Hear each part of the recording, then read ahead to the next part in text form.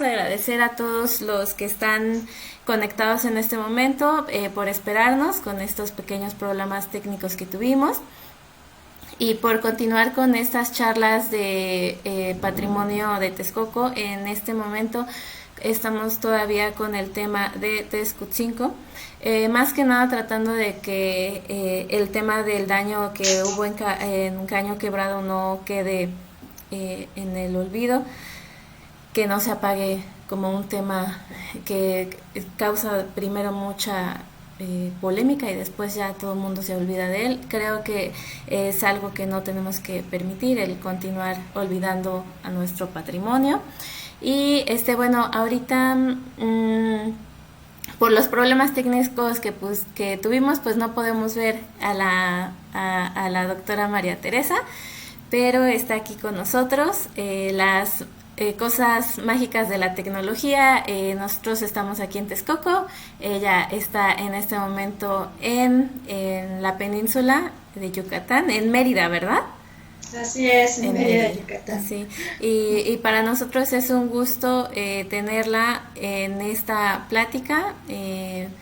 Y, y bueno, yo primero, como tengo una pregunta con la que quisiera comenzar, y para que usted pueda ya dar su charla, y es, yo tengo entendido que este trabajo que ha hecho de investigación de la diversidad de plantas, de flores que hay ahí en Texcotzinco, fue de los primeros que hizo, ¿es cierto? Así es, ¿Sí? exactamente fue mis inicios en la botánica. Y pues sí, es algo que quiero señalar. Me da gusto que un trabajo que hice hace 40 años, son 4 décadas de trabajo, pero 4 décadas que tienen que ver con lo que se sigue tratando de rescatar. Entonces eso es lo que me da mucho gusto, sobre todo que no se ha perdido el interés por este lugar. Sí, creo que incluso a lo mejor pudiera estar un poco más vigente actualmente, no lo sé, es mi percepción, pero pues muchísimas gracias por estar aquí con nosotros y pues si gusta comenzar con su presentación.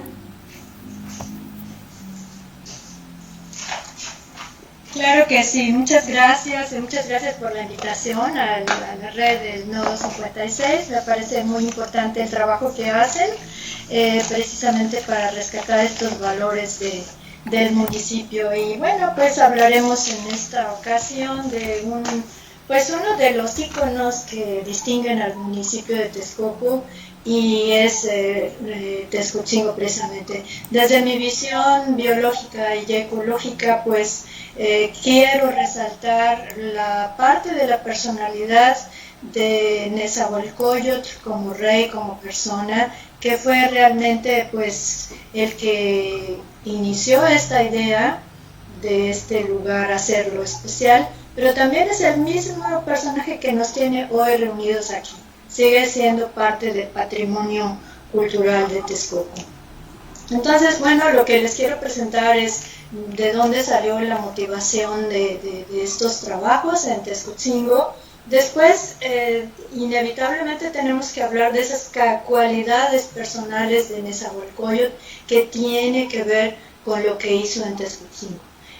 También hablaremos de la función que tuvo este lugar en el reino, o sea, en las piezas que él tuvo para hacer un reino exitoso y que tuviera pues una permanencia a través de los años muy grande. Pues es importante esta función del sitio. Después me encanta hacer una línea histórica de cómo se sucedieron los hechos para armar finalmente pues las consecuencias de lo que estamos viendo hoy. Después la función ecológica, es muy importante ecológicamente lo que nos aporta Texcotzinco, y el patrimonio de identidad, que la identidad pues es un valor humano que nos hace falta a todos.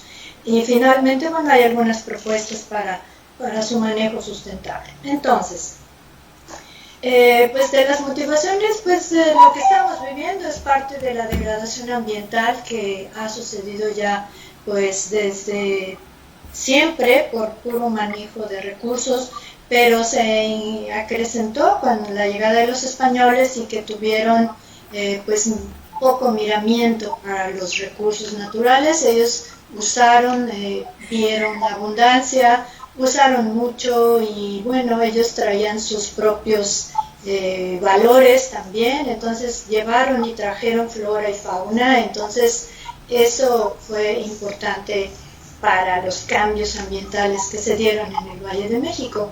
Y bueno, muchas consecuencias del manejo no sustentable pues tienen que ver con lo que estamos viviendo hoy todos en este confinamiento, y es un drama mundial el cambio climático, ¿no? Entonces, todos estos dramas tienen que ver con los ciclos naturales que se han roto, esos ciclos entre flora y fauna, basados en la cobertura vegetal, ciclos de agua, de oxígeno y de carbono, que son ciclos de un equilibrio muy delicado.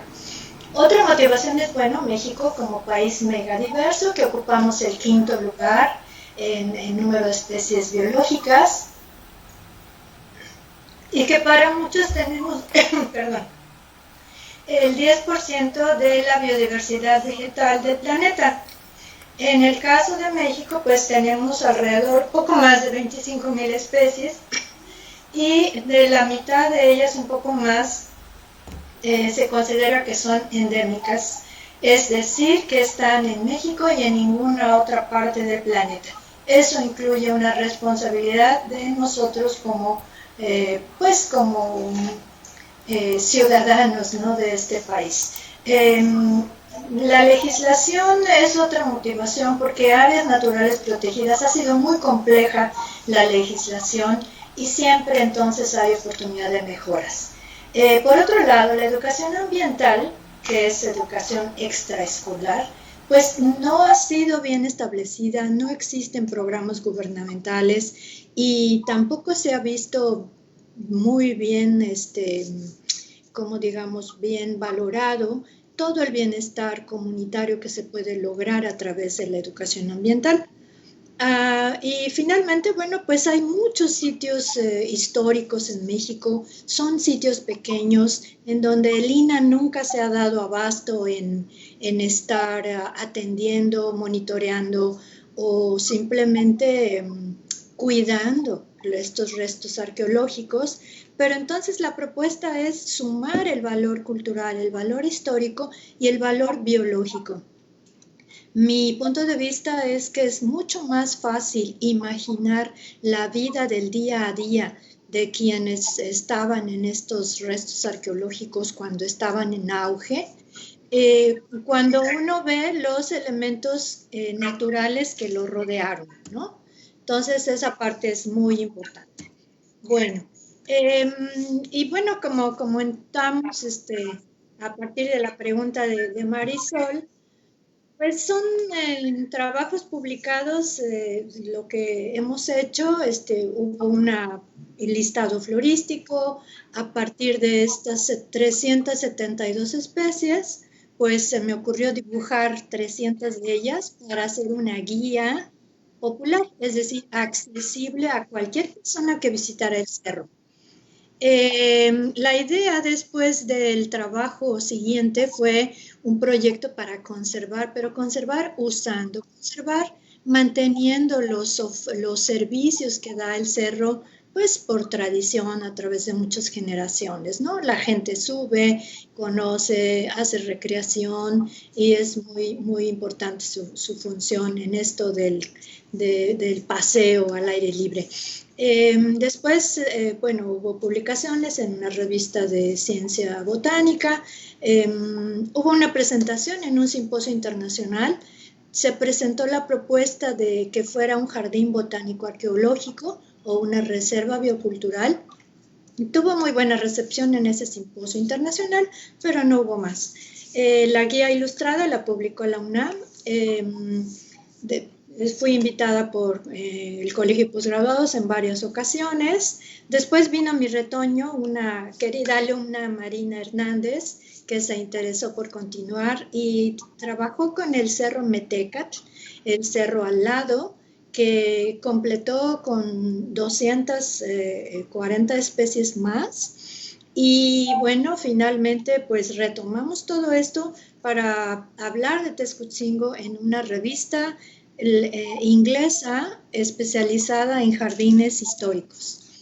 Y bueno, pasamos a la personalidad de ese gran rey que fue Nezahualcóyotl. Pues para mi punto de vista era una persona muy talentosa, inteligente, prudente, porque logró unificar su reino dividido, muy sensible porque era muy observador de los elementos naturales, flores hermosas, cantos de aves, como ya veremos, pues, victorioso porque también era un guerrero, un estratega muy exitoso, ético porque hacía cumplir las leyes y se preocupaba por el bien común. Para muchos el rey más importante de Mesoamérica prehispánica y tuvo el segundo reino más importante. Como dije, pues un guerrero, un administrador, gobernante, constructor, que ya sabemos. Y todo esto sumado le redituó en ser un personaje muy respetado y con mucho poder, porque lo seguía la gente, ¿no? Porque era bondadoso, era justo.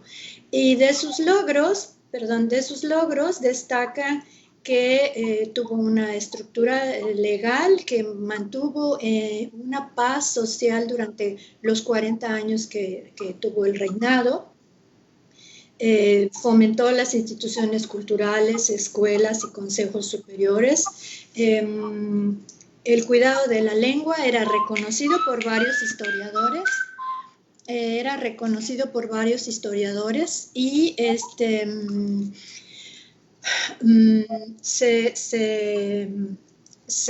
hasta aún 300 años después se reconocía que en Texcoco se hablaba un lenguaje muy puro, mucho más cuidado que lo que sucedía en otras partes de Mesoamérica.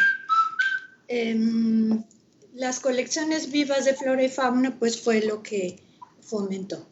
La personalidad y la organización del reino pues tiene que ver con esto, ¿no? Que reorganizó, unificó, y lo que después de unificar este reino dividido, las tierras que quedaban las organizó en 8 provincias y manejadas por un mayordomo recaudador, en donde su característica principal tenía que ser la lealtad y que tenía que ver por el bien común. Esa era como la condición. Y no tenían tierras del reino para que no tuvieran la tentación de usarlas como suyas, como propias, y mucho menos que tuvieran la tentación de que los habitantes fueran vistos como sus vasallos, ¿no? Entonces, todas esas acciones hablan de la justicia, ¿no? Por eso algunos historiadores dicen que era como el rey Salomón, ¿no? Entonces, lo comparan con esta calidad humana, ¿no? Y claro, hubo tierras que guardó para él mismo. En esta foto a mí me gusta porque cuando, pues bueno, estuve visitando el cerro durante casi 5 años, ¿no? Unas 3, promedio de 2 veces por semana. Y yo me lo imaginé muchas veces así, viendo desde el cerro que tiene una vista muy, muy prodigiosa de todo lo que es el Valle de México. Entonces, me gusta esa idea. De los acueductos que formó, pues fue muy importante su participación como arquitecto, pero esas historias que seguramente se contaron de una generación a otra, pues tenía que ver con que defendió a su pueblo, con las batallas en donde venció a 12 reyes, sujetó a 44 reinos, pero siempre buscando el bien común dentro de sus parámetros culturales en su tiempo. Los castigos de los delitos, pues fue riguroso, y bueno, también se reconoce que era un personaje misericordioso y agradecido. Así lo describen muchos historiadores ya. Su nombre, bueno, pues tiene que ver con elementos naturales, ¿no? Un felino fuerte y un coyote en vigilia, yo diría que más que en ayuno, posiblemente en vigilia, siempre pendiente. Y una cosa que quiero resaltar es que él murió en 1472 y los españoles, Hernán Cortés estaba llegando a Tenochtitlan en 1519. Esto es únicamente 47 años después de que él murió.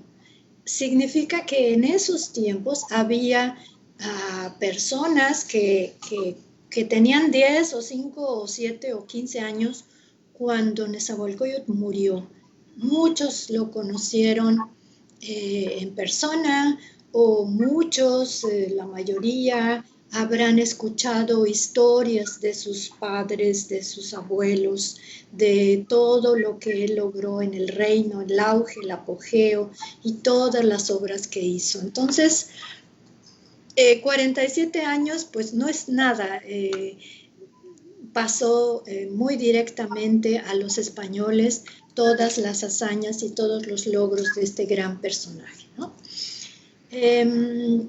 Como dije, bueno, fue reconocido por cuidar la lengua náhuatl, el pensamiento reflexivo que se imprimió en sus poesías, en donde los cantos y las flores, que eran las palabras y todas estas composiciones poéticas que hizo, pues eran instrumentos desde mi punto de vista para expresar no solo su pensamiento, sino también su sensibilidad.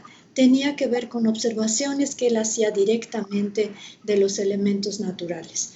Nezahualcóyotl entonces comparte, pero nos hace reflexionar acerca del entorno que lo inspira constantemente. También hace hipótesis, hace preguntas y posibles respuestas, plantea posibles respuestas, va mucho más allá de solamente una narración. Y bueno, algunos historiadores mencionan que, pues como filósofo, como que se acerca más al mundo de los dioses, esa es su pretensión. En las construcciones, bueno, ahí empieza su visión ambientalista, naturalista, porque se ocupó y se preocupó por el manejo del agua. El agua, bueno, pues es la base de la biodiversidad y manejó los manantiales desde el Cerro de Tlaloc, manejó los manantiales de Chapultepec para alimentar a Tenochtitlan, manejó la división de las aguas con diques para evitar la mezcla de aguas saladas con aguas dulces. Incluyó el riego en el caso de sus terrazas, que es un sistema prehispánico de manejo agrícola muy exitoso en tierras de ladera, ¿no? Para evitar la pérdida del suelo. En las terrazas fue muy exitoso. Era un observador permanente de la naturaleza que se refleja en sus reflexiones, como ya dijimos, pero también nos hace esta idea del pájaro de las 400 voces que tiene que está en los billetes de 100 pesos el día de hoy, y que, pues, pájaro de 400 voces, ¿cuánto tuvo que haber observado a un sensontle para determinar que había 400 voces en sus cantos? Entonces, pues bueno, yo les comparto que en mi curiosidad de biólogo, pues entonces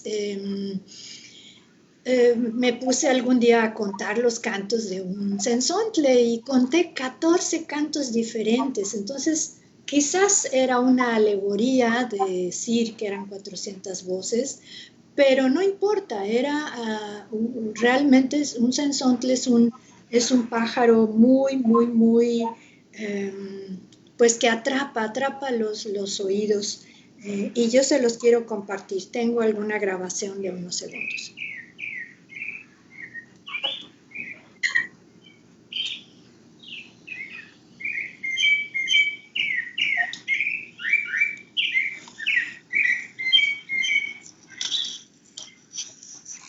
Entonces, pues algo como esto pudo haber hecho Nezahualcóyotl y decir, wow, ese pájaro, ¿cómo hace esas cosas? Que pues yo también me lo preguntaba cuando estaba chica, ¿cómo puede hacer ese pájaro tantos cantos? Pero ese tipo de observaciones es lo que él aportó mucho.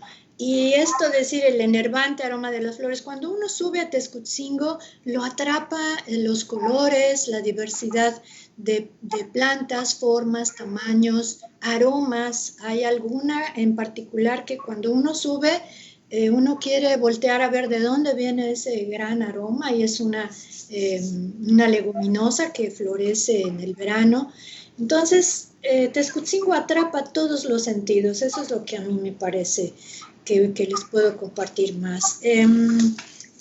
Y bueno, él favoreció la reforestación en Chapultepec, la reforestación en Tezcutzingo, flores raras. Y las flores raras en el mundo prehispánico implicaban poder. Quizás traer flores de otros ambientes era como para decir, yo tengo lo que tú no tienes. Y posiblemente los españoles también vieron esto y dijeron, pues te vamos a traer unas de, bueno, ya los siguientes reyes, ¿verdad? Pues vamos a traer unas de Europa que tú no conoces. Y al revés, entonces los españoles estuvieron encantados de la vida llevando y trayendo flores bonitas, ¿no? Bueno, la función en el reino, pues su nombre, el nombre de este cerro, está dado según varias interpretaciones. Yo me quedo, por supuesto, con la que tiene que ver con plantas, que es un lugar de jarillas, y la jarilla es esta flor bonita amarilla, en donde es muy abundante en Tezcutzingo. Así es de que este lugar funcionó como el refugio, el retiro, el descanso, el sitio de reflexión y de observación para el rey que había elegido ese lugar en particular y que, como vimos, pues seguramente por la altitud que tiene, son como 360 metros de altitud hasta la parte más alta, se puede observar perfectamente bien todo el Valle de México, todo el Valle de México. Mientras que Metecatl era muy probablemente un sitio de experimentación en donde se adaptaban las plantas que venían de otros lugares. Y vamos con la línea histórica. Me encanta este juego de armar fechas y años, porque nos dice cómo estuvo la historia y cuáles son las consecuencias, en dónde estamos. Bueno, él nació en 402, murió su padre cuando él tenía 16, 17 años. Fue perseguido, tuvo que buscar refugio, se escondió, buscó quien lo apoyara, ¿verdad? Un tío. Y finalmente, con mucha estrategia, con mucha astucia, logra recuperar el reino y hace esta unificación que ya hablamos para el reino de Aculhuacan.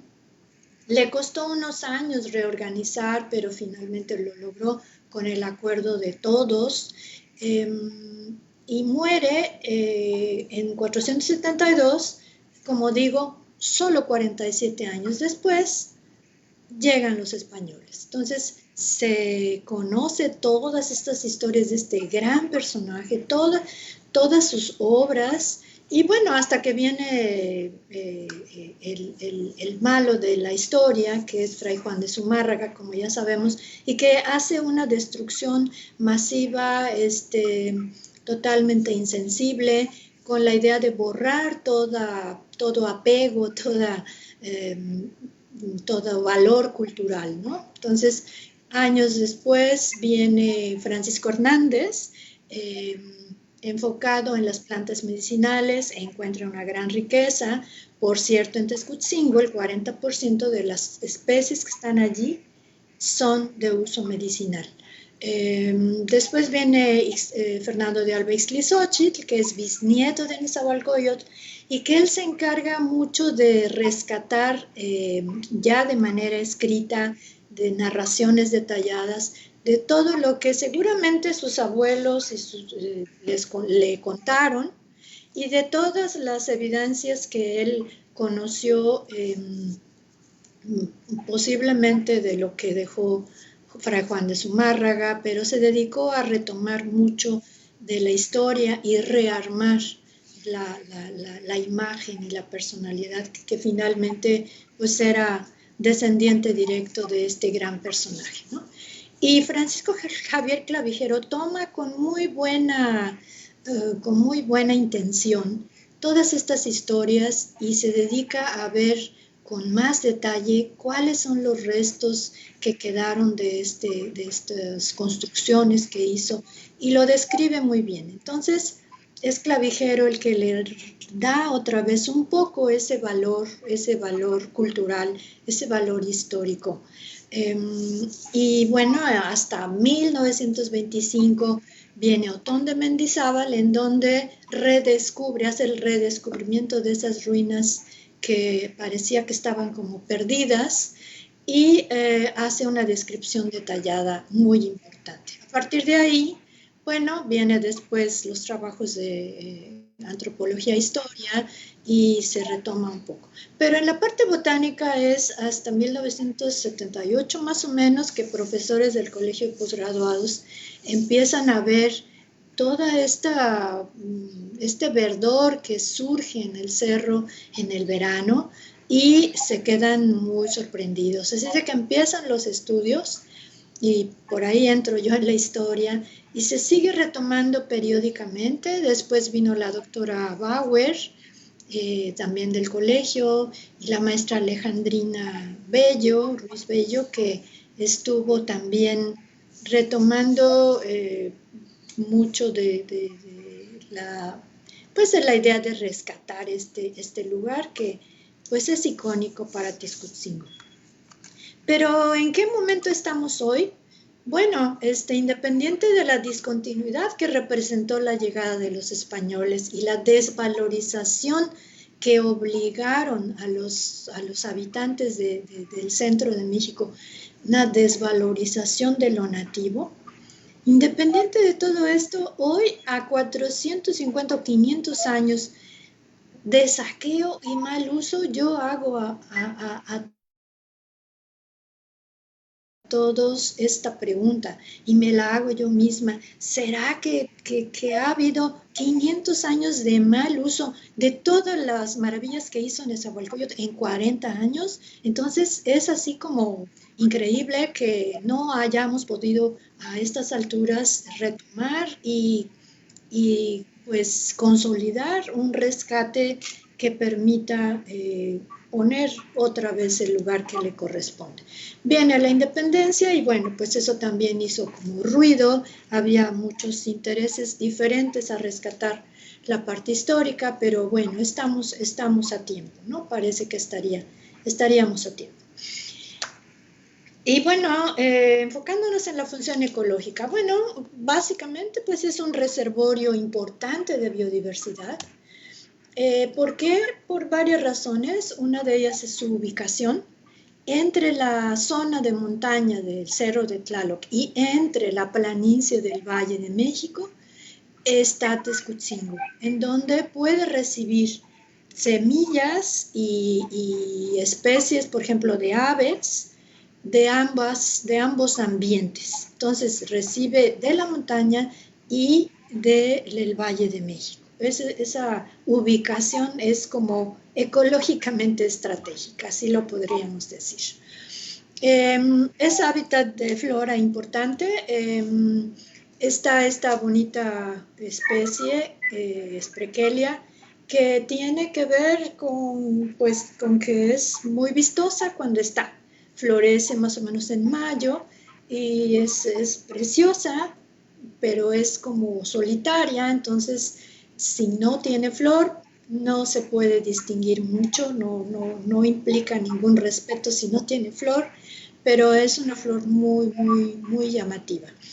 La alta diversidad que se encontró es que en solamente 42 hectáreas, 372 especies es muchísimo comparado con otros sitios del Valle de México de la misma extensión.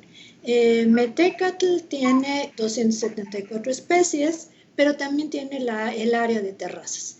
En total 60 hectáreas y en total juntos tienen 435 especies en vegetales. Dos especies que son comunes en ambientes más cálido-húmedos, que sería monacillo, le dicen, y tebetia, que es codo de fraile, que es el nombre que le ponen en aquella zona, ¿no? Y la estrella de la función botánica, pues fue esta especie Pavonia, que la encontré y pues no supimos identificarla hasta que la mandamos con el especialista de la familia y dijo, pues un buen hallazgo porque el Valle de México ha sido muy explorado, lo más explorado en México, y esta especie no había sido localizada. Pero después de este inventario, otros botánicos han venido años después y han encontrado especies endémicas o bien especies nuevas también de otros grupos botánicos, ¿no? Un caso es Valeriana rendosquiorum y especies nuevas como Xenocaulum rendosqui, descritas por especialistas de sus grupos botánicos. Metecatl es muy importante, aunque no tiene el bosque que tiene Texcoatzingo, tiene terrazas y mantiene una diversidad vegetal muy interesante. ¿A qué se debe también esta diversidad? A que hay grandes rocas que funcionan como pequeños nichos, pequeños micrositios que mantienen humedad prácticamente todo el año. Son pequeños manantiales en donde se instalan estas especies muy exigentes en ciertas condiciones ambientales, de 15 o 20 centímetros o 30 centímetros de alto, que surgen solamente en el verano, pero que están ahí, pero que requieren mantener ese nicho. Esta especie parecida a la rodilla de Cristo, pero de color café, pues es una especie también muy bonito, con un valor potencial ornamental también muy bonito. Hablando de más diversidad de fauna, pudimos hacer el inventario no exhaustivo, pero localizamos 12 especies de aves, destacando 3 de ellas, como frailecillo, que es una especie migratoria y que se considera rara en el Valle de México.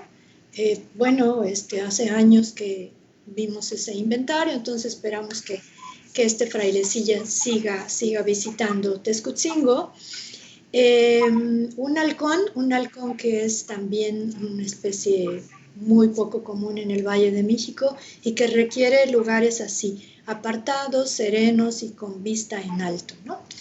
En mariposas encontramos 33 especies y destacan 2, una migratoria, que está relacionada con una especie de planta muy común en Texcoatzingo, muy abundante, que es la que le dicen, que es una especie que le dicen, no me acuerdo de su nombre, Buddleia cordata.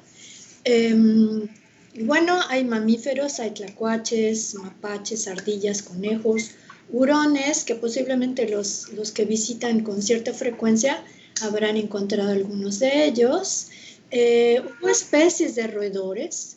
Los roedores tienen una función ecológica muy importante como dispersores de semillas, ya sea en sus mandíbulas o solamente llevar y traer pegadas en el cuerpo o a veces en el tracto digestivo, pero los roedores tienen una función ecológica muy importante. Son ratones de campo, no tiene que ver con los ratones de la ciudad y requieren de estas áreas verdes con estas especies de plantas. Son relaciones planta-animal. Y otro ejemplo es esta mariposa negra con manchas amarillas, que se considera muy escasa en el Valle de México y se relaciona con otra planta muy abundante que le dicen siempre viva, que tiene flores amarillas y hojas muy gruesas. Pues esta planta es polinizada por esta mariposa. Entonces, estas relaciones de planta-animal son muy, muy importantes y por supuesto está la estrella de este escenario faunístico, que sería precisamente el cenzontle. Entonces, el cenzontle está en todo México, pero los ornitólogos han encontrado que en cada región o en cada ambiente, los cenzontles tienen como dialectos. Entonces, pequeñas variaciones en su canto que los distingue por regiones. Y bueno, como sabemos, el canto de las aves es pues para alegrarnos, ¿verdad? Pero entre ellos es muy importante porque es marcar el territorio. O sea, son territoriales y su canto a donde llegue es una manera de marcar su territorio. Es una de las funciones más importantes del canto de las aves. Y bueno, pasamos al patrimonio, a la palabra patrimonio. ¿Qué capital biocultural tenemos en Texcoco, representado en Texcotzingo? Pues como dijimos, la necesidad de pertinencia es una necesidad humana. Entonces, aquí es importante esa pertinencia porque en términos sociales nos ayuda a contrarrestar los efectos negativos de la globalización. Entonces, en estos días, la globalización tiene que ver mucho con borrar patrones culturales, no intencionalmente, por supuesto, pero es una de las consecuencias que pudiera estar haciendo perder valores culturales, valores de identidad. Entonces, ¿por qué no tomar nuestros ancestros, los valores ancestrales, los valores locales, tradiciones únicas y todo lo que tenga que ver con entorno natural que nos ayuda a identificarnos, ¿no? Entonces, por ejemplo, en el caso de Texcoco, pues yo les puedo decir, todos los texcocanos conocemos los ahuehuetes, por ejemplo, esos árboles majestuosos que Nezahualcóyotl plantó muchos, es un árbol realmente imponente y en algún momento hemos hecho un día de campo debajo de un ahuehuete, ya fuera en San Miguel Taixpan o en el parque aquel de los contadores. Entonces, esa identidad del entorno natural, pues es importante mantenerlo. El cenzontle, ¿no? Como una de las especies icónicas asociado con la personalidad de Nezahualcóyotl. Y bueno, producción local yo creo que también es importante. Como dije, el 40% de las especies son con uso medicinal local y pues puede ser también un potencial, también están las plantas ornamentales. ¿Por qué no rescatar esos valores de especies con estos usos? Mantener el bosque entonces es lo primero. Es evitar erosión, es evitar inundaciones, ¿no? Pérdida de suelo e inundaciones. También pues es importante que no haya estos flujos de agua sin control, ¿no? Es el bosque el que retiene el agua y ayuda a la filtración al subsuelo. Y otro valor, bueno, pues es el mismo rey Nezahualcóyotl con su propia personalidad, su propia historia, que dejó bien documentada, se ha documentado muy bien. Y este aprecio por la naturaleza, ¿por qué no retomar esos valores con reglas claras, con trabajo multidisciplinario hoy que está pues tan diversificada la visión que uno puede tener para un solo problema, para proponer alternativas a un mismo problema? El trabajo comunitario es indispensable. Estaríamos fomentando también fuentes de trabajo, por ejemplo, viveros de plantas ornamentales locales, ¿no? Por ejemplo, colaboración entre gobierno y ONGs, pues es súper importante. Entonces, por ejemplo, les puedo contar una anécdota. En algún momento en el estado de Veracruz estábamos hablando de especies endémicas y la esposa de un gobernador hace varias décadas dijo, yo quiero que las especies endémicas sean conocidas por los chiquitos de la primaria y del kinder. Así es de que quiero que hagamos un libro para colorear con las especies endémicas. Entonces, ok, esa chamba me cayó a mí y resulta que no había fotos de las especies endémicas.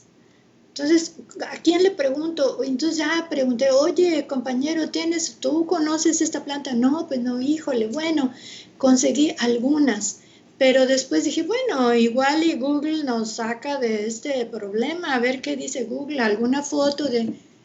Y resulta que sí, apareció una foto de una especie endémica del estado de Veracruz y pues no se van a imaginar dónde, en un vivero en otro país, en donde se vendían 3 plantitas, que son plantas de 25 centímetros de alto, y se vendían para ornato, $35 cada macetita con una flor. Entonces, y resulta que en el estado de Veracruz nadie tenía eso.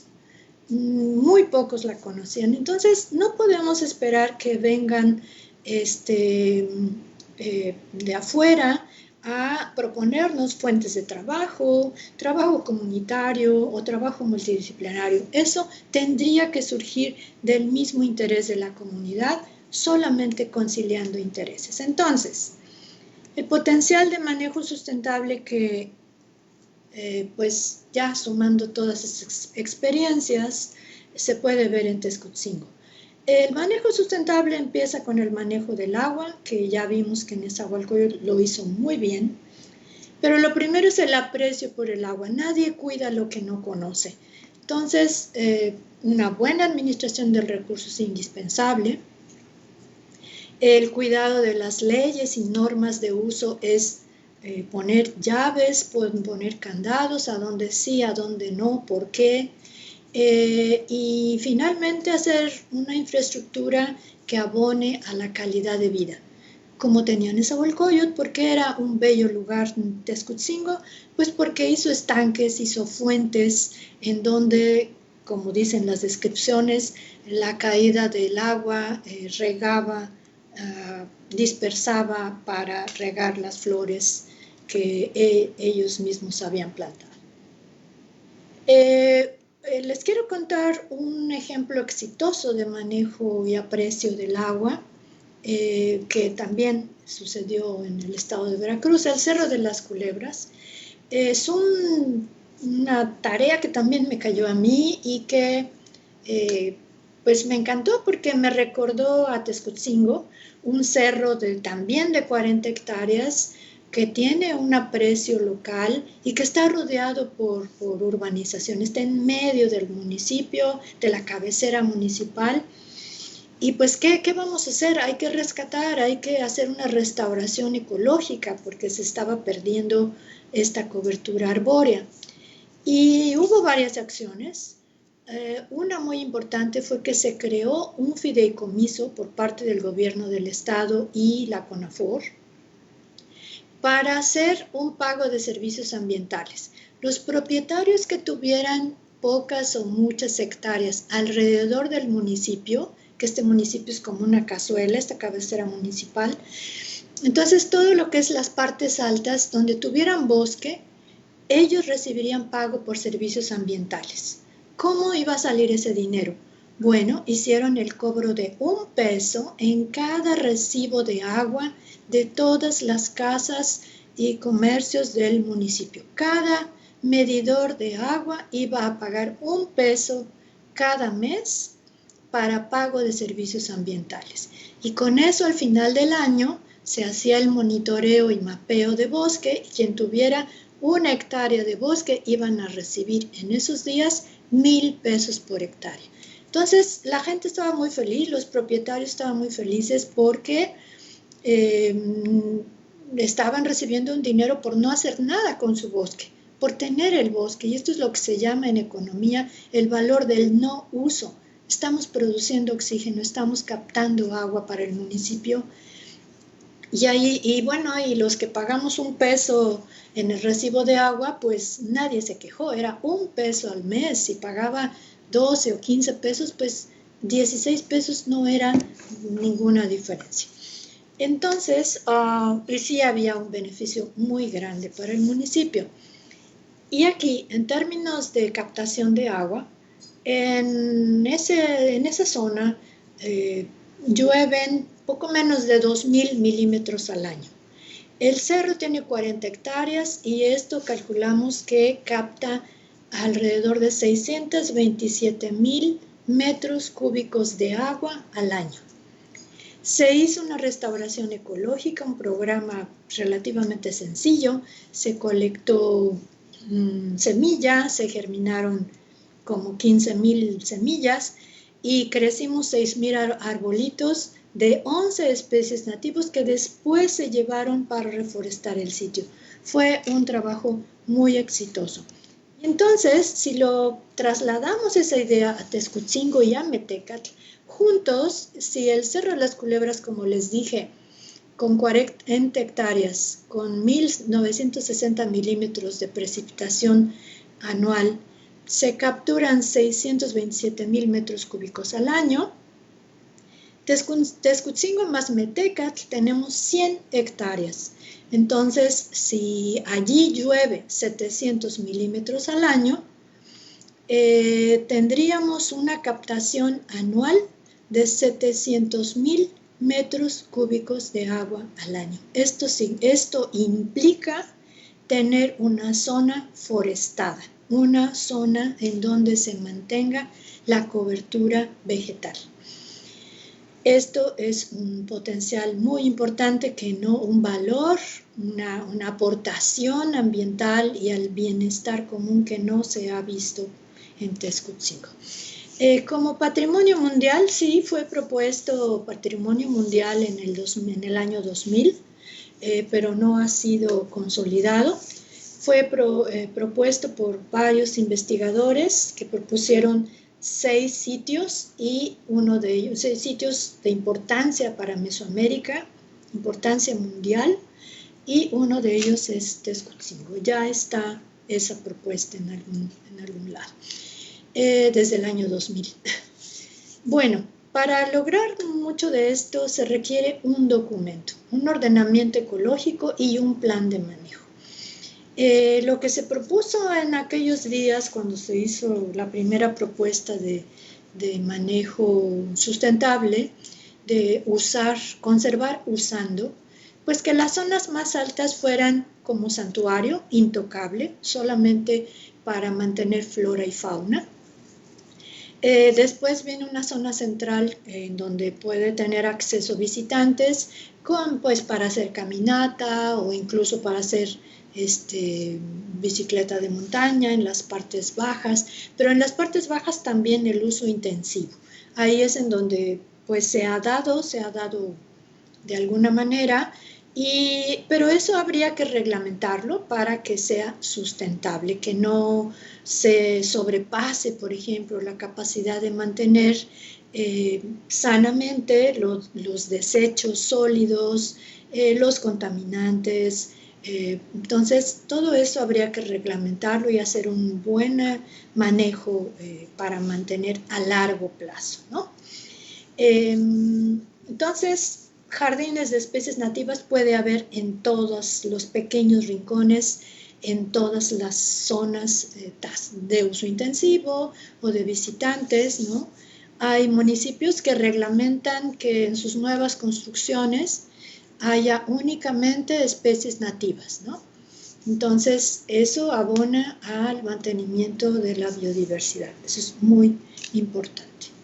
Y todo esto estamos hablando de mantener ciclos naturales. Ciclos de flora, ciclos de fauna, polinizadores, dispersores, y esto es resiliencia ecológica.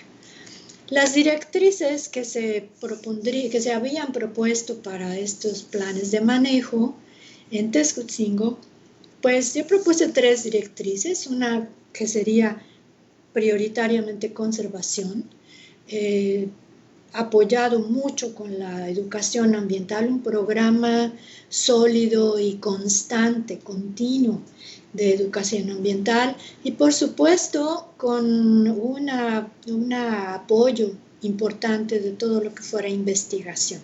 Incluso se pueden conseguir recursos, atendiendo recursos financieros para atender estos 3 directrices.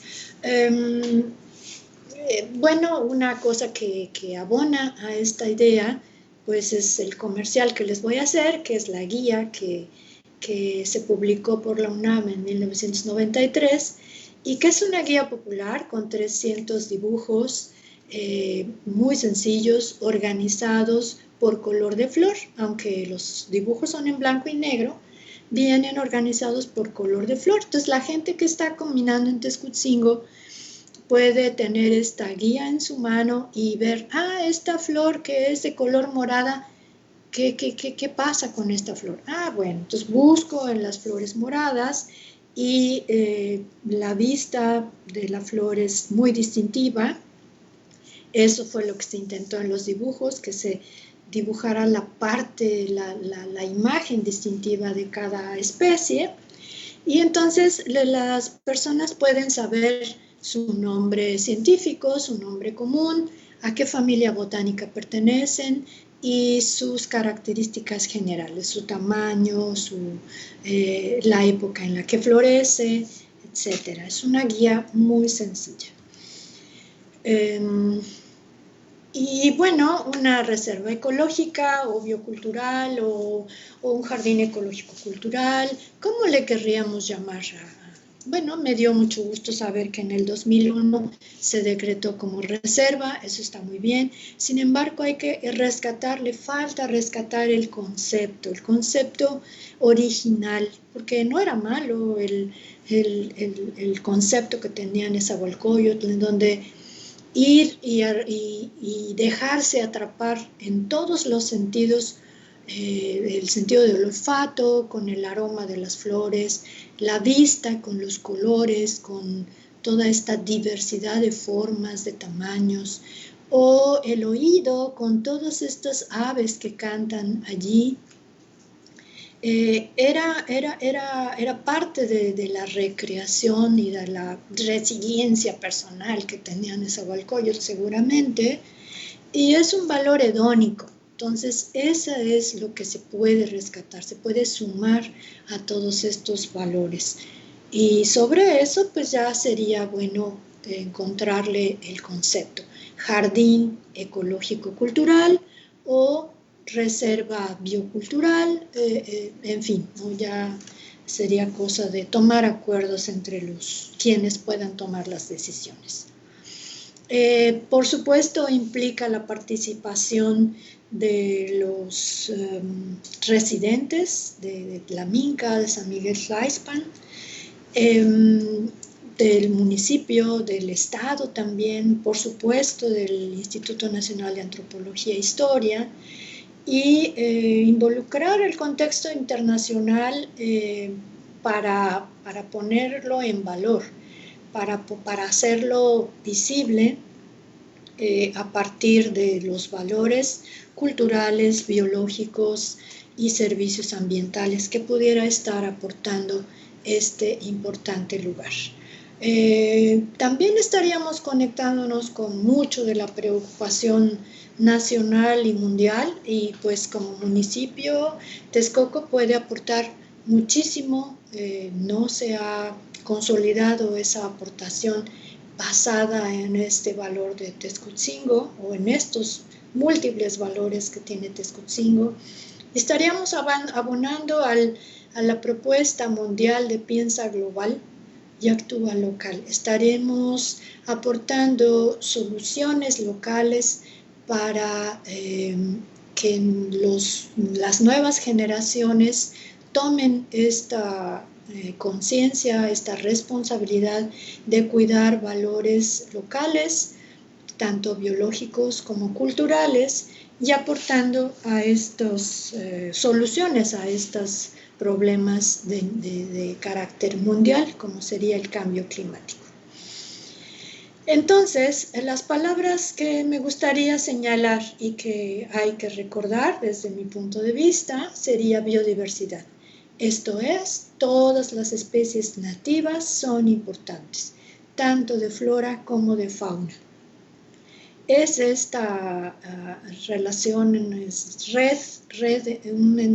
una red muy compleja de relaciones flora y fauna, lo que en realidad mantiene el equilibrio ecológico. La palabra reserva, bueno, quiere decir no solamente un lugar especial para flora, fauna o valores culturales, tiene que ver, implica una legislación para su protección a largo plazo. Ojalá que si así como hoy estamos hablando de Nezahualcóyotl, 500 años después de que él estuvo su reino en auge, ojalá que dentro de 450 o 500 años estén hablando de los personajes que hoy están en Texcoco y que pudieron rescatar, rehacer y hacer resiliente un manejo sustentable de este bello lugar. Estrategia es otra palabra mágica porque implica un conjunto de acciones. Acciones en la parte legal, en la parte del trabajo remunerado, nuevas fuentes de trabajo, fomento de las artes, innovación, que es una palabra que hoy está muy en el discurso público, y actividades como de ecoturismo, de agroecoturismo, que han sido exitosas en muchos lugares de México, a lugares incluso históricos, y bueno, ahí viene la creatividad de cada participante, ¿no? Otra palabra mágica es calidad de vida, porque finalmente algo que hizo Nezahualcóyotl fue buscar el bienestar común. Nos dejó un patrimonio material e inmaterial, ¿no? Con sus poesías y con su filosofía de vida. Pero también esta calidad de vida tiene que ver con nuestra responsabilidad actual en torno a la sustentabilidad, que ya sabemos y lo podemos mencionar de nuevo, la sustentabilidad tiene que ver con manejar adecuadamente los recursos hoy sin menoscabo de las necesidades, sin menoscabo de los recursos que tendrán que usar las generaciones a futuro, ¿no? Que dentro, como dije, que dentro de 500 años estas generaciones que estén en el municipio de Texcoco digan, wow, qué bonito lugar, qué bonito sitio bien manejado nos dejaron en Texcoco. Y bueno, conciliar intereses pues es algo que seguramente quienes toman las decisiones es una prioridad, pero no hay que dejar de rescatarlo, ¿no? Intereses de carácter de iniciativa privada, de gubernamentales y por supuesto de la sociedad local. Y para terminar, yo quisiera hacerles notar que cualquier cosa que hagamos, hay un montón de personajes y de seres maravillosos que están por ahí, todos ellos esperando saber qué es lo que nosotros hoy decidimos hacer con su casa y con ellos. Por mi parte es todo. Gracias.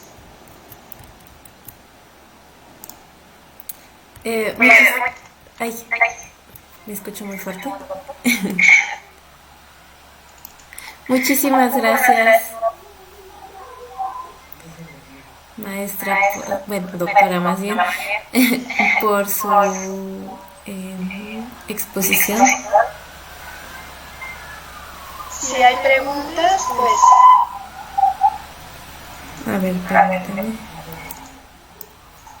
¿Me ves? ¿Ya me ves? Si le puede quitar compartir pantalla para que ya... ¿Te Porque comparto qué? vaya a quitarla, porque ahí me estoy viendo yo.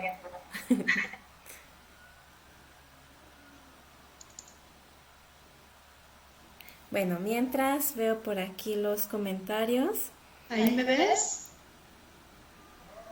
Por el momento todavía no.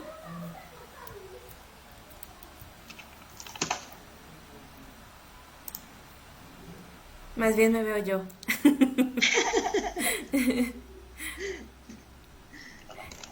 Ahí donde dice compartir, a ver, píquele a ver qué le sale. A ver, ¿ahora?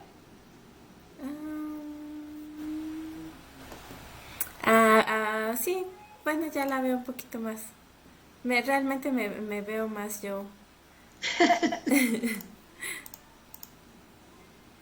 A ver si le da...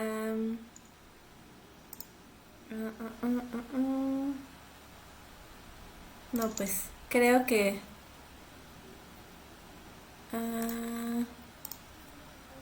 Bueno, vamos a pasar a leer sus comentarios. Dice Lourdes Aguilar: por la expectativa de vida, tal vez solo se conociera la fama de Nezahualcóyotl por historias de los padres. No sé a qué se refiera. Pues él vivió 70 años, hubo personajes como aquel Tesosomo que vivió creo casi 100 años, y bueno, sí, lo importante es que vivir 70 años no era poco, en esos tiempos tampoco, pero sí, siempre hubo, como digo, bueno, pues no había internet, no había luz eléctrica, pues ¿de qué se trataba? De contar las historias y las hazañas importantes, ¿no? Entonces, pues eso hay que considerarlo, que era una manera de la tradición oral permanente, ¿no? Marlena Espejel dice: yo creo que no solo se olvidó del estudio de Texcoco, se olvidó del estudio histórico de Texcoco, pues hay mucha historia interesante que no sabemos. Felicidades por esta labor. Pues sí, hay muchos lugares en Texcoco, definitivamente sí. Sí, Víctor Riva: ¿algún libro donde venga información tanto botánica como de usos de la flora y fauna del cerro de Texcoco? Información, por favor. Pues mucho de lo que usted de sus publicaciones hablan también de esto, ¿no? Sí, hay varias cosas en internet, o sea, pueden buscar en internet, y en la biblioteca de Chapingo yo dejé algunas cosas, en la biblioteca del Colegio de Posgraduados, sí hay, sí están. También vamos a tratar de que en una publicación poner links a lo que está publicado en internet de sus trabajos, para que la gente lo pueda darle una revisada. Sí. Velasco X le hace una invitación, dice: visite Santa Catarina del Monte de Texcoco, hay mucha flora y fauna. No sé si conozcas. Sí, pues habrá que conseguir un alumno que trabaje por allá. Sí, ahorita con la distancia, ¿no? Sí. Emilio Velázquez: todo este patrimonio de biodiversidad está en peligro por el turismo descontrolado, ignorante, depredador y destructor, auspiciado por agencias de viajes y empresas turísticas sin escrúpulos. Un llamado al INAH y al municipio de Texcoco para que exija permisos previos a estas empresas. De otro modo, la pérdida inevitable de nuestro patrimonio. Sí, ahí es en donde entra precisamente el plan de manejo, en donde se ponen reglas claras para todo ese uso, y pues todas esas empresas que hacen ecoturismo tendrían que estar aportando un % de sus ganancias para para el mantenimiento y hacer programas de reforestación, hacer mantenimiento de los caminos. Entonces, ahí es en donde hay que diseñar una figura como tipo fideicomiso, o yo no sé mucho de eso, pero precisamente por eso se necesita reglas claras y alguien que haga ese manejo estratégico de autofinanciamiento. Sí, creo que eso lo tocaba usted en la presentación, en el momento en que se dividía el cerro por zonas, ¿no? Creo que eso es una muy buena propuesta, excelente, porque es una realidad que pues por desconocimiento, yo creo, nos andamos paseando como visitantes, nos andamos paseando por todo el sitio, pisoteando todo, tirando basura y pues sí afectamos el lugar sin siquiera saberlo. Entonces yo creo que sí debería de haber, como usted lo mencionaba, un lugar reservado al que ese sí no pudiera tenerse acceso, tal vez. Exactamente, sí. Sí. En Santa Catarina del Monte vi árboles de manzanas y pera, comí conejo. Bueno, creo que sigue siendo la invitación a que visite Santa Catarina. Bueno, conozco muy bien toda esa zona, pues yo soy de Texcoco, ¿no? O sea, conozco muy bien y como dije, estuve por ahí como 5 años yendo 2, 3 veces por semana. Lo que puedo decir es que por ejemplo, de las manzanas, pues sí, muy ricas, muy particulares las que se producen allá, peras, manzanas y membrillos, ¿no? Sin embargo, sí, a lo mejor he aprovechado para comentar que estas son 3 especies que no son nativas, que trajeron los españoles y que hicieron sembrar allí porque, bueno, aparte de que son muy sabrosos, ¿no? De alguna manera era una manera también de invadir, de traer sus propios sabores, sus propias plantas, sus propios valores culturales, ¿no? Para ellos. Entonces, pues está muy bien que tengan ya estas manzanas adaptadas muy particulares porque pues ya son muchos años de que estén adaptadas a ese lugar. Pero de esa manera, así como están estas 3 ricas especies, pues tendría que haber otras 3 nativas, ¿no? Que den frutos o que den flores o que den... Y entonces vamos a ir rescatando, vamos equilibrando la balanza de lo que nos dejaron los españoles y de lo que tenemos que rescatar de lo local. Ese sería una buen ejemplo de lo que hay que hacer. Sí. Dice Diana Ena, Diana Ena escribió bravo, refiriéndose a la charla.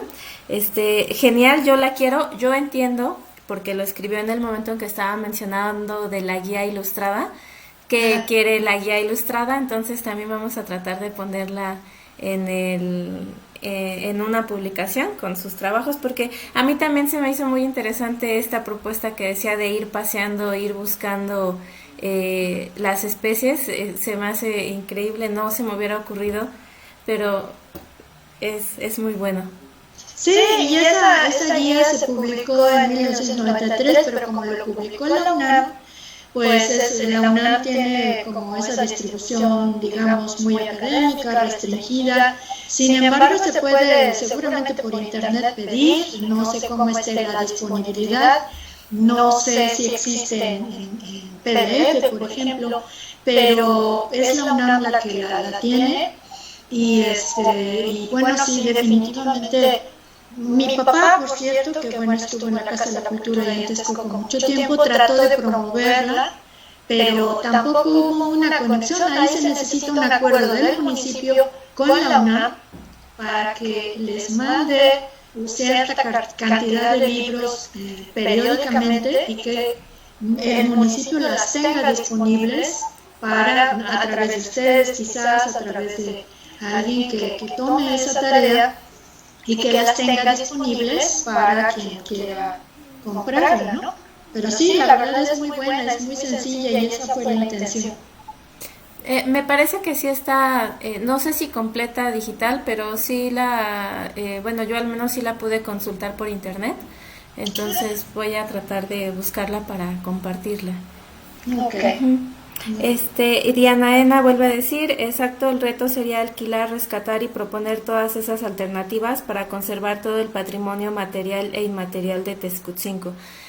Bueno, yo personalmente creo que siempre la cuestión es la voluntad, ¿no? La voluntad de las personas involucradas, porque si hay voluntad, eso abre las puertas a que las cosas sucedan.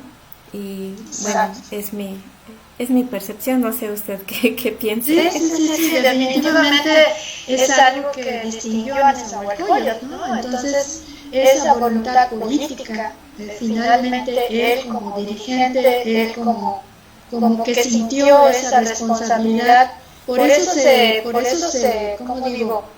Por eso se, pues, ¿cómo digo? Se lanzó a recuperar el reino, porque era lo que desde su punto de vista correspondía, siendo el hijo legítimo del rey que murió. Entonces quiso hacer pues no solo la venganza, sino sobre todo recuperar el reino, y se sintió como responsable del pueblo. Entonces por eso hizo todo esto, una legislación justa, un lugar agradable para todos, con sentido estético, con sentido de conservación de agua. Entonces todo eso es lo que se puede rescatar hoy, y pues es su valor más importante, ¿no? Sí, también debería ser un patrimonio que nuestros políticos podrían rescatar. Exactamente, o sea, ¿por qué este político de Texcoco es tan responsable, es tan, pues porque vivió y nació y creció en la tierra de Nezahualcóyotl, ¿no? Por eso, esa es una buena razón, ¿no? Debería ser una muy buena razón. Sí, sí se puede. Víctor Riva, la mancha urbana está contaminando e invadiendo hábitats de la fauna y flora silvestre. Creo que eso es muy visible. Miguel Ángel Medina, felicidades a la doctora Pulido, comparto enteramente su pasión por la obra y vida del rey. Gracias. Bueno, mira, en cuanto a la mancha urbana, puedo comentar que después justamente lo que comenté del Cerro de las Culebras, está rodeado de urbanización, pero el cerro no deja de ser muy querido por todos los locales y muy cuidado. Entonces, y si hay voluntad política, y si hay alguien que pueda conciliar intereses, se puede hacer esa reforestación, ese rescate y ese manejo sustentable. Sí se puede. Sí, por supuesto que sí. Juan José Reyes, la sustentabilidad o sostenibilidad, se ha convertido en moda sin que haya una verdadera concepción. Son 3 principios básicos: social, ecológico y económico. ¿Cómo lo vinculamos a Texcoco? Creo que es algo de lo que había usted comentado, ¿no? Sí, exacto, sí se puede, ¿no? Social, pues con que la gente participe, ¿no? Económico, haciendo un buen plan de autofinanciamiento, que sí se puede, incluso crear fuentes de trabajo, ¿no? Un vivero de plantas activas, ecoturismo, agroecoturismo y todo esto, ¿no? Social y ecológico, por supuesto, un programa pues relativamente sencillo de reforestación, y haciendo esta zona intocable en las partes altas para que flora y fauna haga sus propios ciclos, ¿no? Y bueno, terminamos yo creo que con esto, bueno, de parte de los comentarios. Sharani Espino le hace una invitación, le pregunta si estaría usted dispuesta a trabajar con Vecinos Unidos de Tlaminca, que es una organización que surgió con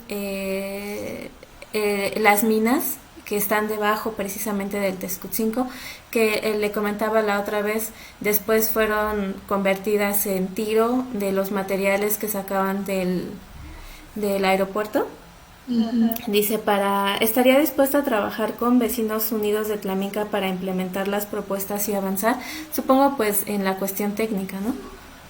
Mira, por supuesto yo estoy desligada de esa zona hace muchos años. Yo salí de Texcoco hace casi 3 décadas, ¿no?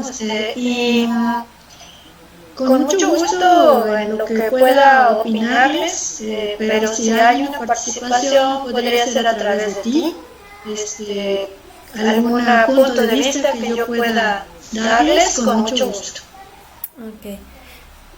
Bueno, yo creo que aquí terminamos con los comentarios y bueno, yo quería compartirle unas cosas rápidamente, que en algún momento, como parte de una buena intención tal vez, personalmente con algunos compañeros, conocidos, vecinos aquí de Texcoco, pensamos la gran idea, ¿no?, que todos hemos tenido alguna vez, vamos y reforestemos el Texcoco, pero te topas con el que es un área protegida y por lo tanto pues no lo puedes reforestar, ¿no? Y de cierta manera yo digo, se topa uno con eso, pero ahora lo entiendo, ¿no? O sea, más bien es una protección porque no cualquiera puede ir y sacar hierbas y meter árboles que a lo mejor ni siquiera son de ahí, que plantas que tú la ves como una hierba y realmente tiene una historia, un valor, y que no lo entiendes, pues yo personalmente, porque yo no conocía en ese momento, por ejemplo, su trabajo, y creo que es muy bueno hacer este tipo de difusión de la importancia de las especies que hay ahí, porque a veces si a lo mejor esta buena intención que nosotros teníamos como grupo se hubiera logrado, podría haber sido más dañino que lo que tal vez se hubiera podido lograr, ¿no? Sí, exactamente. Entonces, por eso es importante esta unión de esfuerzos, unión de saberes, porque la intención no siempre es suficiente. Entonces, sí es muy importante. Y en este caso de la conservación ecológica, de la conservación biológica, es tan importante como la conservación de la parte histórica, cultural, ¿no? Entonces, por eso fue esta propuesta de reserva biocultural o jardín ecológico cultural, porque en este caso es crucial que se hagan las dos cosas, pero bien, ¿no? Entonces, así como en la parte arqueológica está un arqueólogo al frente, en la parte biológica de las flores y las plantas que favorecen ese desarrollo, tiene que haber un biólogo, un botánico, ¿no? Entonces, tiene que ser esa dualidad necesariamente. Sí, y yo creo que también por eso es muy importante el que se haga un plan de manejo de esa área natural, porque lo comentábamos el otro día, que no existe, y mientras no lo haya, pues el lugar va a seguir en medio del abandono y sufriendo cosas como hace unos meses que tuvo un incendio, ¿no? Y pues los vecinos ahí tratando de apagar el incendio, y mientras no haya un plan realmente bien estructurado con especialistas, pues es un lugar vulnerable a pesar de su declaratoria, ¿no? Exactamente. Sí. Pues ojalá cuando se pueda llegar a implementar este plan de manejo tengamos a personas tan interesadas en este lugar como usted con su trabajo y con su investigación, y que bueno, comenta usted que fue ya hace algún tiempo, pero me parece que se ha seguido actualizando un poco. Me recuerdo que recientemente tuvo también una como actualización en una revista, ¿no? Sí, en la revista, una revista inglesa especializada en jardines históricos. Y pues decidí mencionar a Texcoco y tuvo muy buena recepción esa nota, y pues ya sumado con el estudio que hizo esta estudiante con Meteca, ¿no? Con Marina. Entonces hicimos un trabajo muy bonito, tuvo muy buena recepción. Entonces lo interesante es que a nivel mundial tiene muy buena imagen, sigue teniendo muy buena imagen. Entonces es otro activo que se puede manejar, ¿no? Para el rescate. Claro. Sí. Entonces, bueno, la maestra Alejandrina Ruiz Bello del colegio estuvo también trabajando un poco en esto, fue quien me invitó en 2013, y bueno, mi alumna Marina también está por allá, en el Valle de México. Entonces pues sí hay oportunidad de colaborar. Claro. Bueno, pues nada más quisiera contestar la pregunta de Juan José Reyes, que me pregunta que por qué soy yo la pantalla completa y no usted. Problemas técnicos. Son problemas técnicos, se los prometo que no quiero robarle cámara. Es que no sabemos manejar bien el compartir pantalla, no supimos quitárselo y seguimos ahí. Pero bueno, pues muchísimas gracias por acompañarnos, por participar, como lo he mencionado en otras charlas. Esto es completamente trabajo voluntario. Usted está dando de su tiempo en sábado para compartir con nosotros. Estábamos todos muy emocionados por escuchar su plática, su conferencia, y pues agradeciendo a todos los que están conectados, escuchando y compartiendo con nosotros. Y pues no sé si usted quiera decir algo para finalizar. Bueno, a mí me parece que nunca es tarde para rescatar un sitio tan importante como este.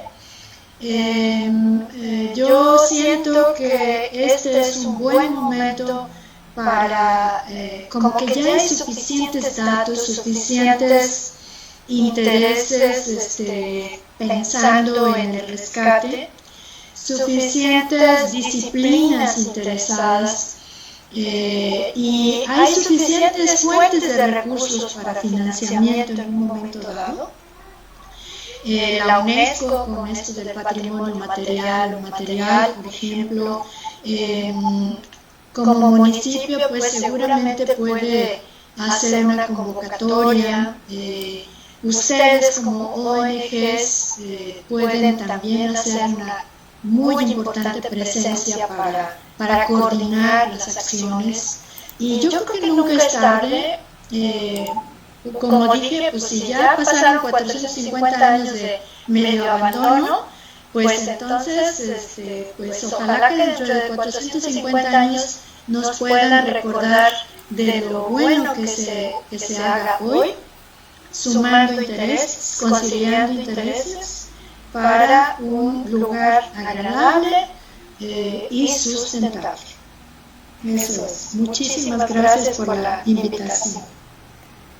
Bueno, pues más bien gracias a usted por darnos de su tiempo. Y bueno, pues terminamos aquí la transmisión, que tuvimos un poquito de problemas técnicos, pero por fin lo logramos. Y pues no sé, muchas gracias, de verdad. Pues un abrazo y gracias a todos los que participaron. Sí, me quedo con usted para despedirme y termino la transmisión con el público.